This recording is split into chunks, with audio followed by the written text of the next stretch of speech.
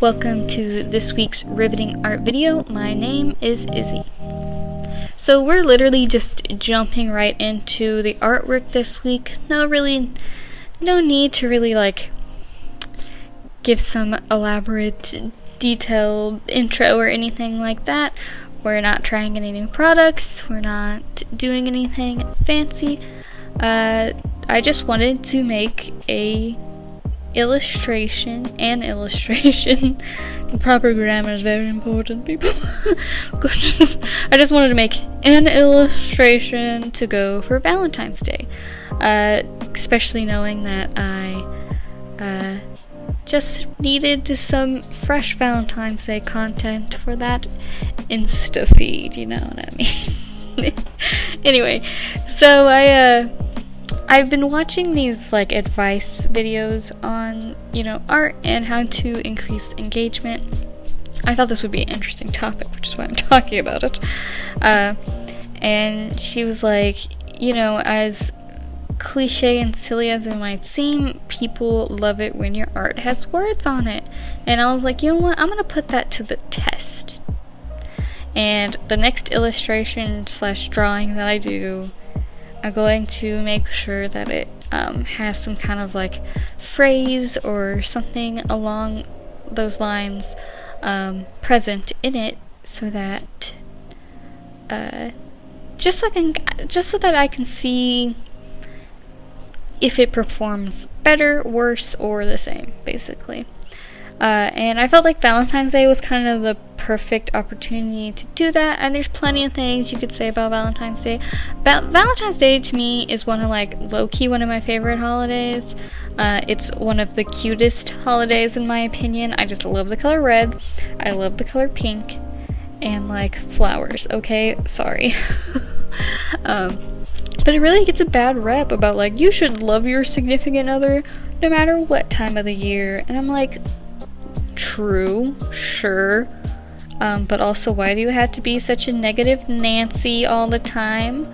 I'll take any excuse to wear the color red and pink and all kinds of fun stuff. But, whatever. Anyway, there's just a lot of things you could say about Valentine's Day. It's just so fun. And also, I like Valentine's Day. I like to celebrate it with my friends almost more than with my boyfriend, but whatever. Anyway, so I decided to do the slogan, love yourself first. I went with this because I feel like it can apply to someone not only who is single, but also someone who is in a relationship. Even if you're in the happiest relationship ever, you need to, remind yourself to love yourself. Obviously, it is impossible to fully love yourself, and it's an incredibly difficult task.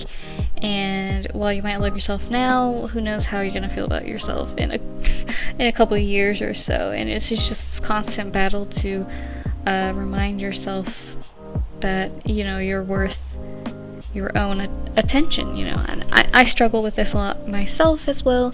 I'm very quick to do things for my boyfriend and not so quick to do things for myself sometimes. And I think that's just kind of a message we can all relate to, single or not. And so I don't know, I felt like I really resonated with it, and I wanted to depict that. And then my next thing to tackle in this illustration was choosing my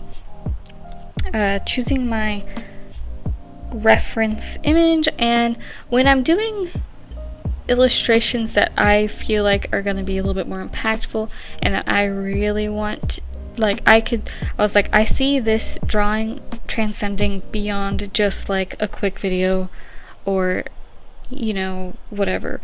I just wanted this illustration to be one that I can use on promotional objects and all kinds of things. And when I'm doing something like that, I really try to avoid photographs and things that I can just find on Pinterest. I think that it can be a little risky in the long run if you're only ever using other photographers' images. There's a big kind of gray area there. Well, yes, you're making your own artwork, you're also kind of like I said, it's a gray area. I could make an entire video just rambling on and on about that. And so I'm lucky enough that I also have a big passion for photography, even outside of art, just like my traditional media artwork. So that being said, I have quite the repertoire of images, specifically portraits, that I own the 100% full rights to. I even make all my models sign contracts saying that I own the images, so it's 100% mine. And so usually I like to, if I'm doing a piece that I want to use potentially for advertising and monetary gain to a larger extent, I always try and use my own photographs. So I did that this time. I'll flash up the original image up on the screen at some point in here, just so you can kind of see what my reference was. The model, she's actually my best friend from high school. Her name's Aspen.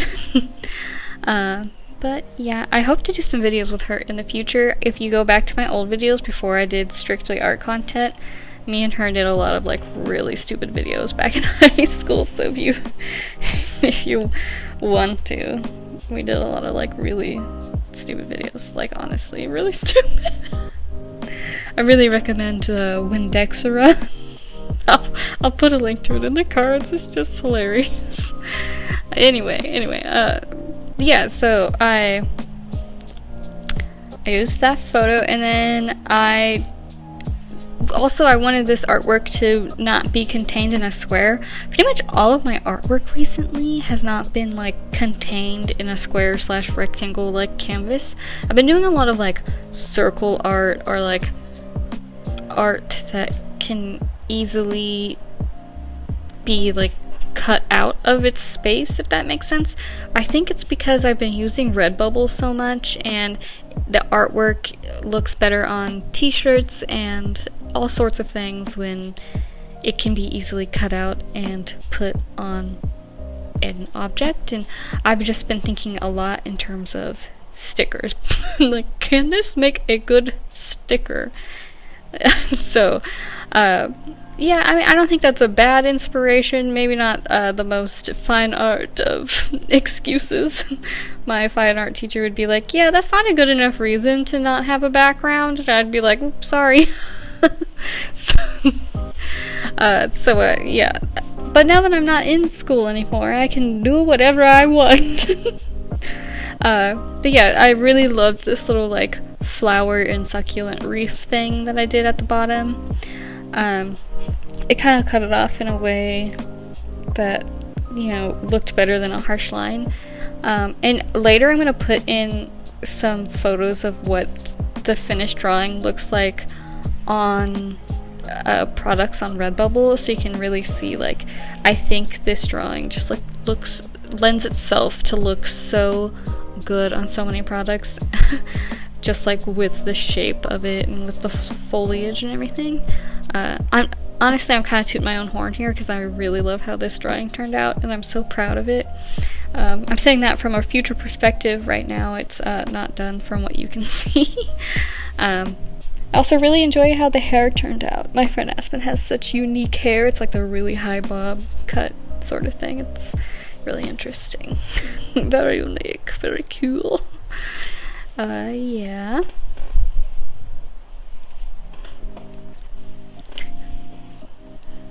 I struggled with certain things on this drawing. Let's see, what did I... So I really like doing the washes of color with the paint at the beginning. And I think it makes it easier because I am not patient enough to do a full-blown color pencil drawing most of the time. Like, you have to layer and layer and layer and layer, and I'm frankly like, that's just not gonna happen. But I'm also not very good at doing watercolor, so most of my washes aren't very even, and that's something I kind of am working towards potentially bettering eventually. But as of right now, I'm not always super happy with it. Oh, something I'm so proud of, the lettering at the top, the Love Yourself first letters that you can see me working on here. I kind of really suck at calligraphy, and I rewrote this like 1,010,000 times, but I eventually got it where I wanted it, and I was so happy.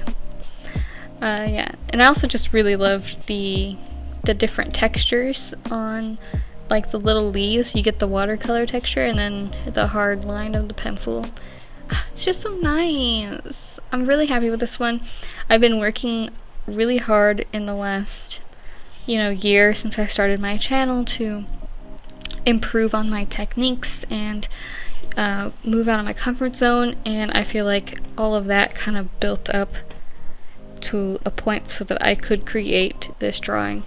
I kind of want to, so this time last year I did the all pink art supply challenge as like my kind of Valentine's Day themed video. And I kind of want to throw that drawing up on the screen right now just so you can see like you would think that I purposely wanted that drawing to not be realistic, that I wanted it to have I wanted her to have big eyes and like look kind of cartoony, but that's actually not the case. I wanted her to be realistic, so you can really kind of see like that change. And here's a finished drawing, some close-ups on it. Here in a second I'll show you the full thing. Let's see, right here. So I really enjoy the overall composition, this kind of like circular shape. I think the face turned out really nice. Yeah, and here's the finished like digitized version of it that I did. Like I just took a photo and edited it, and then look how great it looks on these objects on Redbubble. Like it just looks so nice. I'm so proud of it and so happy with how it turned out, and like it really lends itself to being like on products, and I'm happy with that. So yes, with all that being said, thank you so much for watching. Yeah.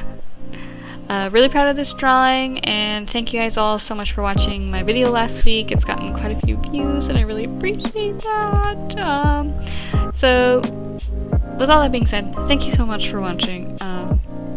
See you guys in next week's video, where we will be preparing my new sketchbook.